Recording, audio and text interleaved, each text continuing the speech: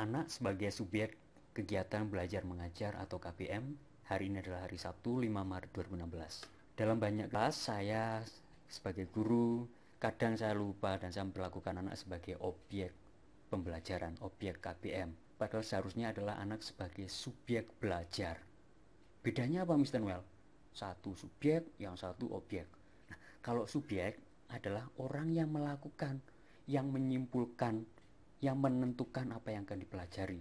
Nah, kalau anak sebagai subjek, maka anaklah yang memilih hari ini akan belajar apa yang diperlukan, kemudian kesimpulan belajarnya apa. Itu sebagai subjek. Kalau sebagai objek, maka anak tinggal menerima. Anak-anak, hari ini kita belajar ini. Terus pada saat pembelajaran kita minta anak-anak lakukan A, B, C. Setelah anak-anak selesai, kita bilang, anak-anak, hari ini kita telah belajar bahwa A adalah B adalah C. Itu sebagai anak, sebagai objek. Kita tidak ingin seperti itu. Kita ingin anak menjadi subjek belajar. Kenapa begitu Mr. Noel? Karena kita ingin anak menjadi pribadi yang mandiri, yang bertanggung jawab dan terlatih untuk menemukan solusi atas setiap masalah yang dihadapinya.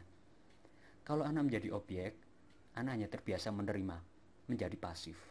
Dan kita ingin anak kita aktif, anak kita bisa mencari solusi sendiri, bahkan bisa membuat pertanyaan sendiri untuk setiap keadaan yang ditemuinya, untuk bisa meningkatkan kualitas keadaan yang ditemuinya. Nah, peran kita sebagai guru atau peran kita sebagai orang tua, pengasuh, kita adalah sebagai mediator. Maksudnya apa? Kita tidak menarik kesimpulan, kita tidak memberikan anak kesimpulan, tapi kita sebagai penengah, kita mengarahkan anak untuk ke kesimpulan, untuk mencapai ke arah kesimpulan. Kita mengajukan pertanyaan-pertanyaan sehingga anak bisa lebih cepat, bisa lebih kritis dalam mencapai kesimpulannya. Semisal seorang anak menjatuhkan gelasnya, kita tidak langsung menjudge, tapi kita bertanya, ada apa? Mr. Noel, lihat, kok airnya ada di lantai, kok gelasnya ada di bawah. Kita minta anak menyimpulkan. Anak akan berkata, oh gelasnya tadi jatuh Mr. Noel. Maka saya akan bertanya lagi, oh jatuh, kok bisa jatuh? Bagaimana tadi kejadiannya? Biasanya akan menggambarkan kejadiannya. Dia akan bilang, tadi tak taruh di sini, tak tahu saya mau ambil ini, tak tahu jatuh Mr. Noel. Nah, dari situ kita bisa mengulang kronologisnya. Anak belajar urutan cerita.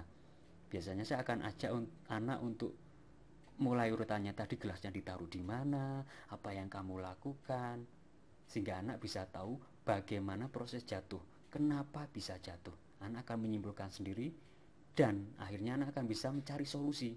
Saya akan bertanya, oh jadi karena di sini ditaruhnya dan kamu tidak sengaja senggol jatuh.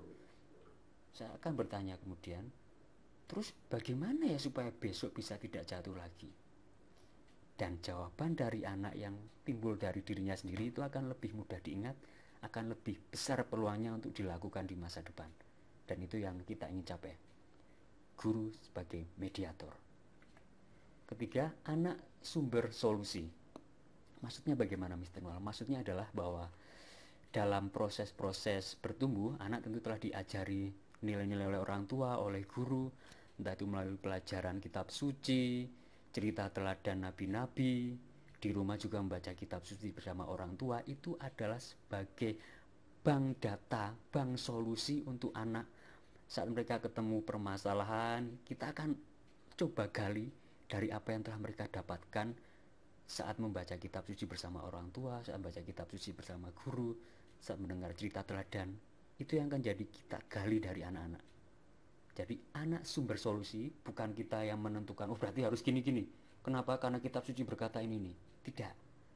Tapi kita tanya, menurut kamu apa yang harus kita lakukan saat seperti ini? Biasanya anak akan menarik, mengingat kembali memorinya akan pelajaran-pelajaran, akan cerita moral, akan ayat-ayat kitab suci yang dihafalkannya untuk menghadapi permasalahan itu. Jadi di sini kita jadikan anak sumber solusi, kita gali dalam diri anak. Solusi bukan dari guru, bukan dari orang tua, tapi dari diri anak yang sebelumnya telah kita tanamkan melalui bacaan kitab suci maupun cerita teladan. Ini kita akan saksikan bersama-sama video belajar. Ini saya ambil dari YouTube.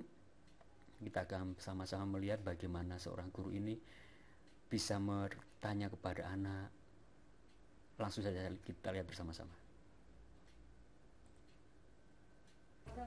You put your bear on the block area, Simba. What are you going to do in the block area today? You're going to work together? Yeah. So Taj, you're going to work in the block area. Let me give you a bear, Taj. I want to have a mama bear. Oh, it looks like we're going to have 2 kids so far in the block area. Building a spaceship?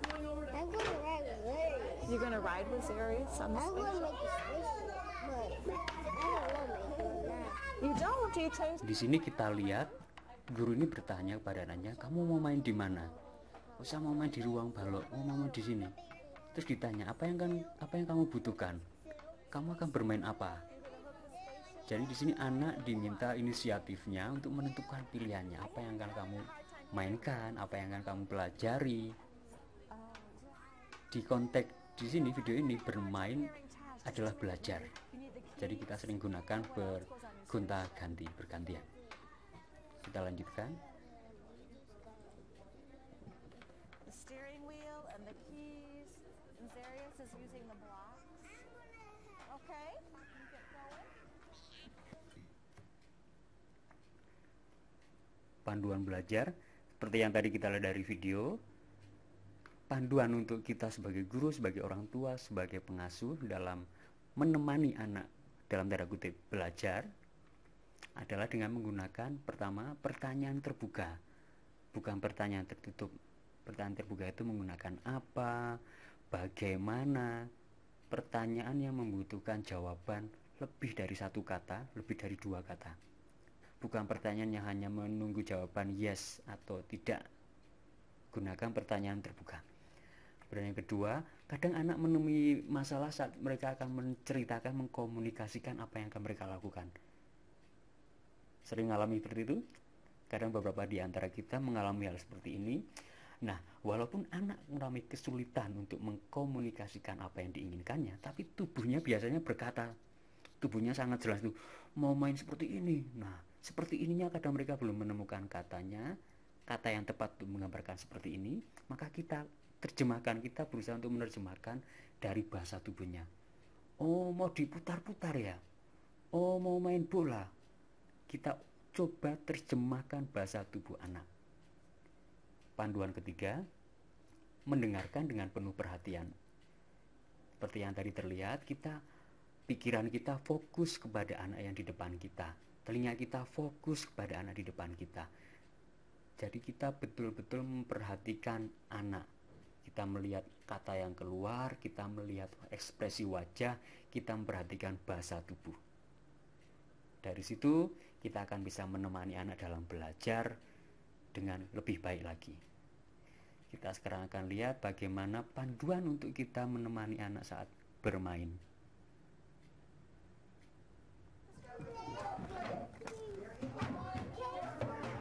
Is that what you're doing? I was curious about what you were doing. These are the horses right here?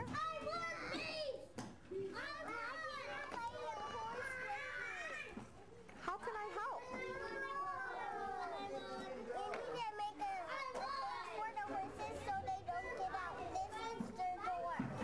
Should I make another cage over here? Looks like you made yours long and then some zigzags.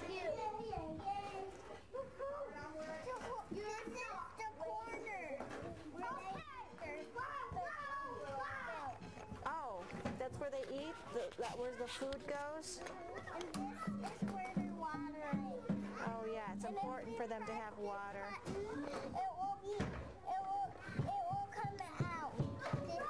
That button makes the water come out? Now, do the horses press the button or do the people have to press the button for the horses? People have to press the buttons. That's one of the rules for the people. So we could have one of these people here maybe could come up and press the button. That's what I was getting out. We were thinking about that too. Okay.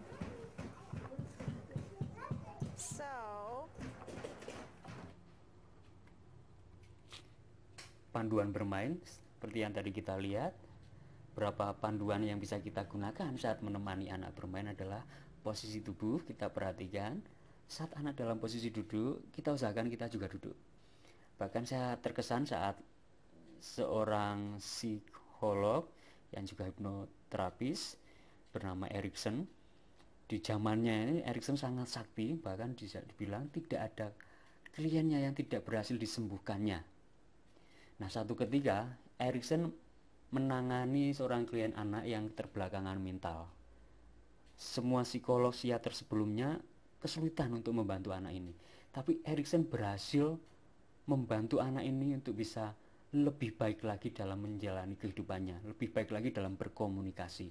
Salah satu anekdot yang diceritakan dalam kasus itu adalah saat pertama kali Erikson ketemu anak ini duduk bermain dan dia mengeluarkan air liur dari mulutnya, terus mengeluarkan sambil bermain.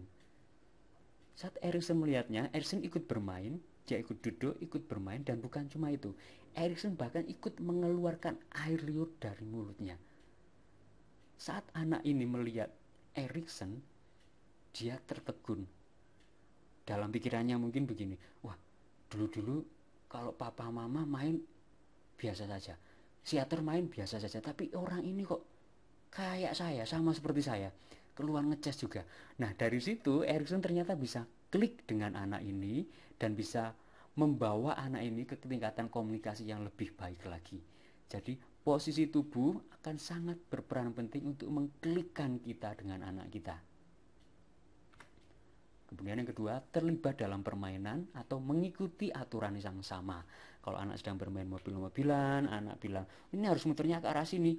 Kita ikuti permainannya, aturannya sama, kita ikuti. Kenapa? Supaya anak belajar untuk menegakkan peraturan. Anak jadi tahu, oh kalau ada peraturan, kalau ada yang melanggar nggak enak. Aturan untuk ditegakkan. Anak belajar secara langsung dalam permainan, dalam peraturan yang ada di permainan. Yang ketiga, kadang kita akan juga temui ada anak yang Mr. Noel ikut main ya, nggak boleh Mr. Noel main sendiri sana. Ada anak yang seperti itu, kita mau terlibat, anaknya tidak mau. Nah, untuk hal-hal seperti ini kita bisa bermain jenis permainan yang sama di dekatnya, tidak dalam satu tempat tapi berada di dekatnya, yang cukup untuk anak ini melihat kita. Kadang saat anak bermain mereka menemui masalah, mereka tapi enggan untuk bertanya, enggan untuk datang kepada kita, ya sudah, kita bermain yang sama, kita pun pura-pura ketemu masalah yang sama. Misalnya main balok, anak ini kesulitan untuk mendirikan balok sampai tinggi, dia selalu jatuh. Tapi saat kita berusaha masuk ke permainannya, dia nggak memperbolehkan kita. Kita bikin mainan balok yang sama di sebelahnya, terus kita pura-pura ketemu masalah yang sama. Nah, saat ketemu masalah yang sama, kita pura-pura ketemu solusinya. Dan kita pura-pura excited, kita bilang, wow, yes, ternyata tadi saya tidak bisa bikin balok tinggi itu karena itu. Sambil kita pura-pura berpikir. Percayalah, anak yang tadi tidak mau bermain, dia akan perhatikan kita. Dan dia akan menirukan kita tanpa kita memberikan simpulan, tanpa kita mengajari. Anak itu akan belajar dari melihat. Bermain jenis permainan yang sama. 3 panduan ini bisa kita gunakan saat menemani anak bermain. Selanjutnya, konflik. Bagaimana saat terjadi konflik? Bagaimana tetap menjadikan anak sebagai subjek pembelajaran saat menghadapi konflik? Kita akan lihat videonya bersama-sama.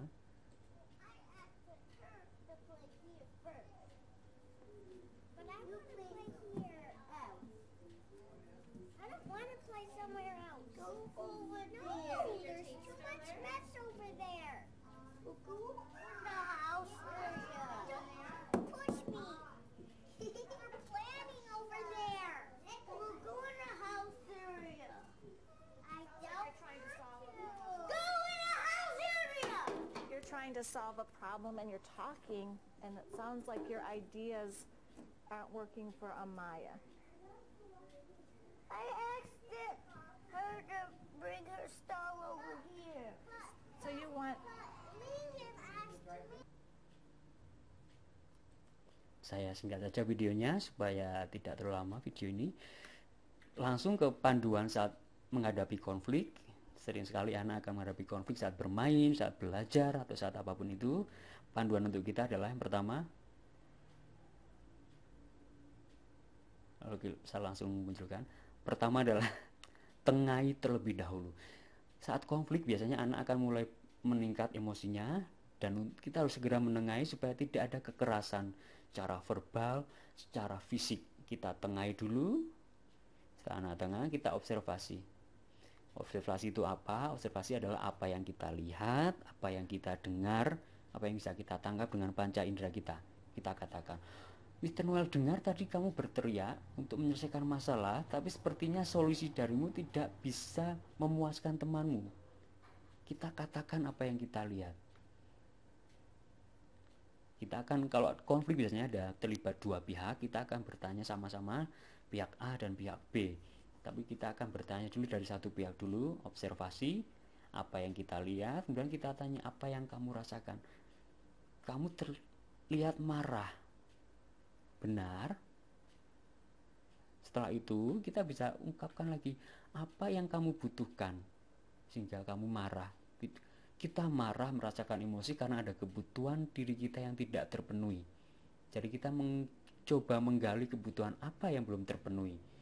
Setelah kita menemukan kebutuhannya, misalnya biasanya kebutuhannya aku butuh bermain, Mr. Noel. Oh, oke. Nah, biasanya dalam dataran aku butuh bermain ini, kita tanyakan ke pihak A, dia butuh bermain balok. Pihak B bilang dia butuh bermain balok juga. Di dataran ini kita tidak bisa menemukan solusi, kita naik ke dataran yang lebih tinggi lagi. Kita tanyanya begini, oke, kamu bermain, kalau kamu bermain apa yang kamu dapatkan? Nah, biasanya anak bingung kalau pertanyaannya seperti ini. Saya biasanya akan mengulang lagi, dan kalau anak masih bingung saya akan tanya begini, kalau kamu bermain ini apa yang kamu rasakan? Biasanya anak akan bilang senang. Nah, kalau dataran bermain tidak bisa memecahkan masalah, kita naik ke dataran senang. Nah, kalau senang, saya bisa masuknya begini. Nah, kalau kamu mau senang, temanmu juga mau senang, tapi mainannya ada satu. Kita akan cari solusi bersama-sama.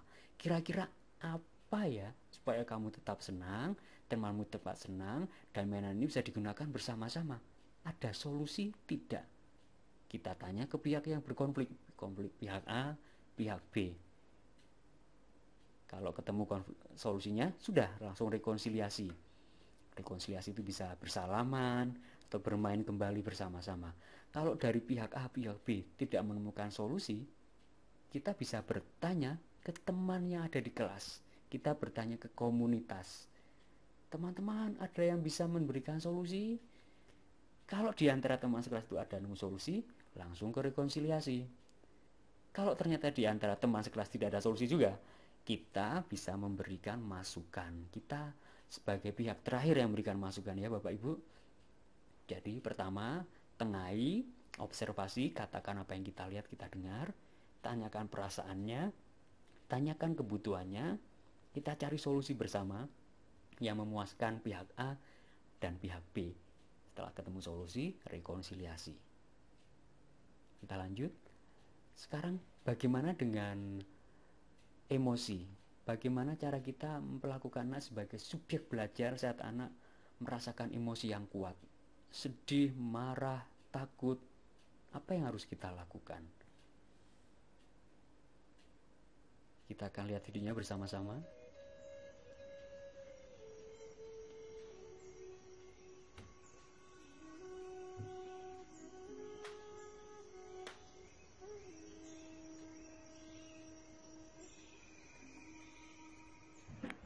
Mama, my turtle was dead super alive morning. Oh, now don't get so upset, honey. Don't cry. Look, it's only a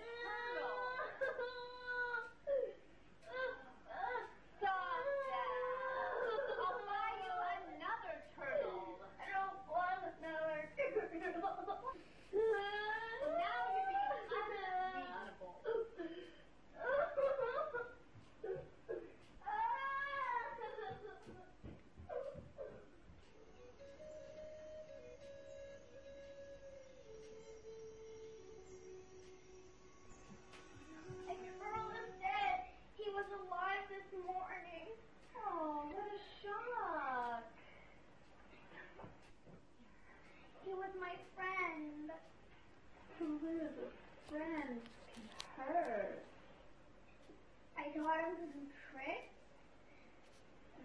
You two had fun together. I've done them every day. You really cared about your turtle.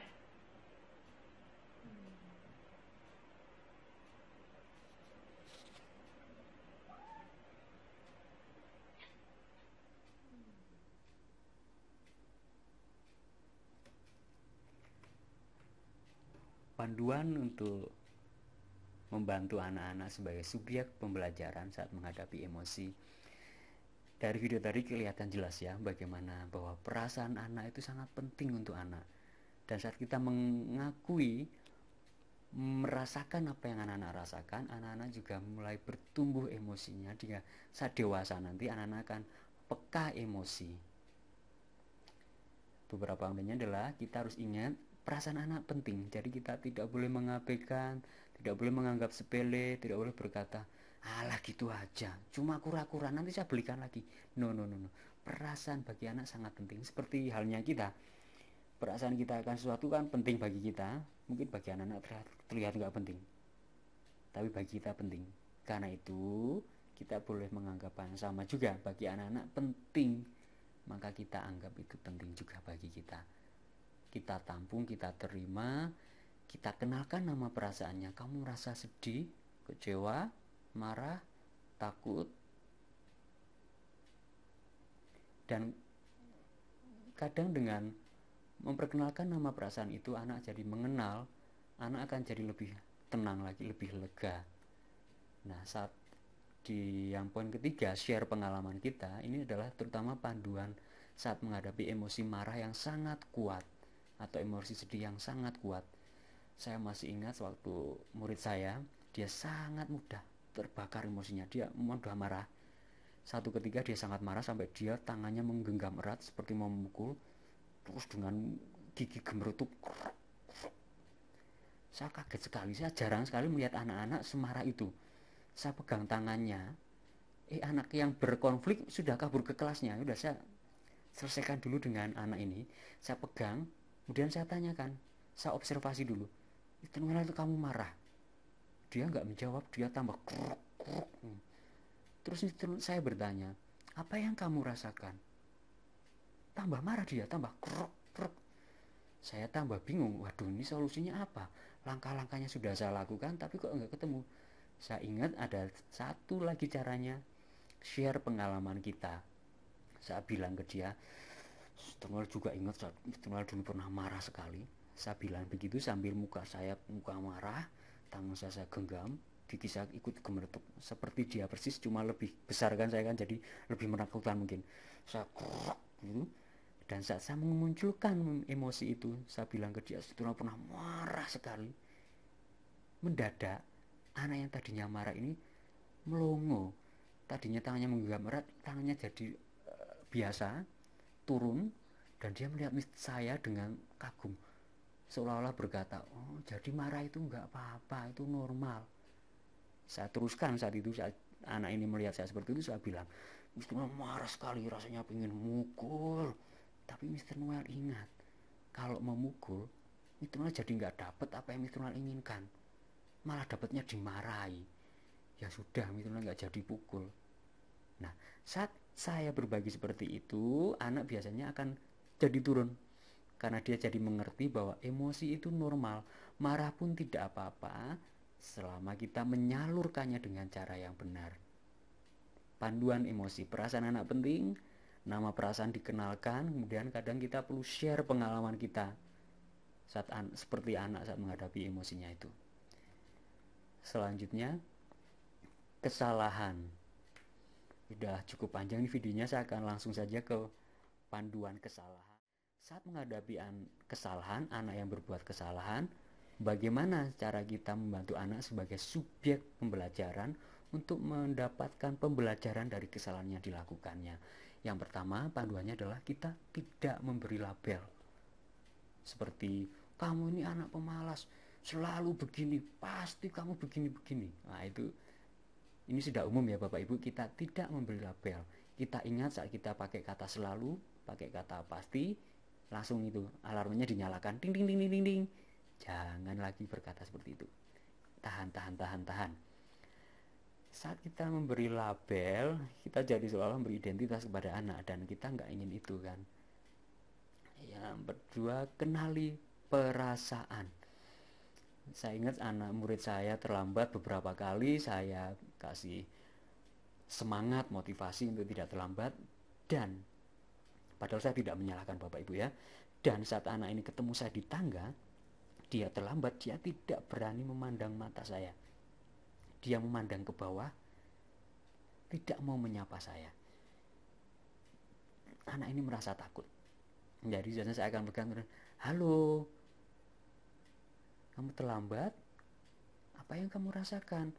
Malu, takut, biasanya anak itu akan diam saja. Nah, saat diam saja begini, kita jangan menyalahkan, tidak memberi label. Kita bisa bertanya, kamu pasti ingin masuk dan belajar ya? Kita ungkap kebutuhannya itu apa? Oh, jadi kamu butuh apa ya supaya tidak terlambat lagi ya? Biasanya ada juga anak yang kemudian menyalahkan orang tuanya, oh mama saya keramas, mama saya bangunnya siang. Dan bagi saya bilang, oh oke. Yang saya utamakan adalah apa yang anak-anak bisa lakukan. Bagi saya anak terlambat, ya itu sebuah hal yang harus dihindarkan. Tapi bagi saya yang paling penting adalah usaha anak yang anak lakukan untuk tidak terlambat. Itu yang penting bagi saya. Jadi saya biasanya akan menarik solusi dari diri anak. Kira-kira apa yang bisa kamu lakukan untuk mempersiapkan diri supaya tidak terlambat? Saya kenali perasaannya. Kalau takut, oke, saya nggak akan menyalahkan dia. Kebutuhannya adalah apa? Saya tanyakan. Kemudian solusinya kira-kira apa ya? Biasanya anak akan bangun pagi, akan bilang begitu. Akan mandi lebih awal. Dan oke, dari situ saya biasanya akan narik kesimpulan, wah bagus sekali ya. Kamu hari ini, Bunda hari ini belajar untuk tidak terlambat, bahwa besok pagi supaya tidak terlambat Bunda akan bangun pagi ya, betul ya Bunda ya, bahwa Bunda akan mandi sendiri langsung ya, tanpa disuruh-suruh mama ya. Oh ya, wah Bunda berusaha keras untuk tidak terlambat. Mr. Noel bangga. Dengan cara demikian kita tidak memberi label, kita mengenali perasaan, kita mengenali kebutuhan, kita mencari solusi bersama anak. Anak menemukan solusinya sendiri, dan kita ya anak yang beri solusi sendiri, tapi kita kesimpulan itu adalah seperti pemberian label yang positif. Kamu berusaha keras, bukan label yang negatif Bapak Ibu ya. Kamu berusaha keras, suka dengan usahamu. Karena anak-anak butuh pengakuan, kita berikan di sini. Kesimpulan di sini bukan kesimpulan pembelajaran, tapi kesimpulan berupa pengakuan akan usaha kerasnya. Itu yang saya maksudkan di kesimpulan ini. Kita lanjutkan panduan umum. Nah, ini saya buat ringkasannya, panduan kita saat menghadapi apapun. Kalau tadi kan kita belajar bagaimana panduan saat belajar, saat sedih, saat dalam konflik. Nah, sekarang saya buat panduan umumnya. Kurang lebihnya panduan umum dalam kita menghadapi kegiatan atau apapun yang anak-anak temui. Yang pertama adalah observasi. Kita observasi adalah apa yang kita tangkap dengan mata, telinga, dan semua indera kita. Oh kamu marah juga kesimpulan. Terlihat kamu menggenggam tanganmu erat, kamu marah, ya itu bisa. Jadi jangan langsung kesimpulan marah, takut, tapi kita tanya apa yang kita lihat, apa yang kita dengar. Kemudian tanya perasaannya. Terlihat lihat kamu menggenggam erat tanganmu, wajahmu cemberut, kamu marah. Kita tanya perasaannya, kemudian kita tanya kebutuhannya. Kamu marah karena apa? Apa yang kamu butuhkan? Kamu takut? Kenapa takut? Apa yang kamu butuhkan? Biasanya akan bilang, aku butuh ibu, butuh mama, Mr. Noel. Nah, kita tanya lagi. Kalau ada mama, apa? Biasanya anak akan aman, nyaman, begitu kan. Tapi biasanya anak akan stagnan juga di mama, begitu. Kita mencoba menggali, tapi kita tidak memaksa anak untuk sampai ke tujuan yang kita inginkan. Kadang kita ingin, kamu cuma cari aman kan, ayo jawab aman. Enggak. Kalau anak bisanya hanya menjawab sampai mama, ya sudah, kita terima saja dulu. Kebutuhanmu butuh mama, oke. Kira-kira bagaimana ya? Oh, mama masih di rumah, apa yang harus kita lakukan sekarang? Kita cari solusi, apapun solusinya itu. Kita cari solusi yang win-win solution. Jadi aman untuk anak, aman untuk yang kalau dalam konflik, untuk yang berkonflik. Kalau untuk dirinya juga dengan sekolah misalnya, aman untuk dirinya dan oke dengan peraturan sekolah. Kurang lebihnya itu panduan umumnya observasi, kita tanyakan perasaan, kebutuhan, dan solusi. Pengembangannya hanya di antara solusi dan rekonsiliasi nanti.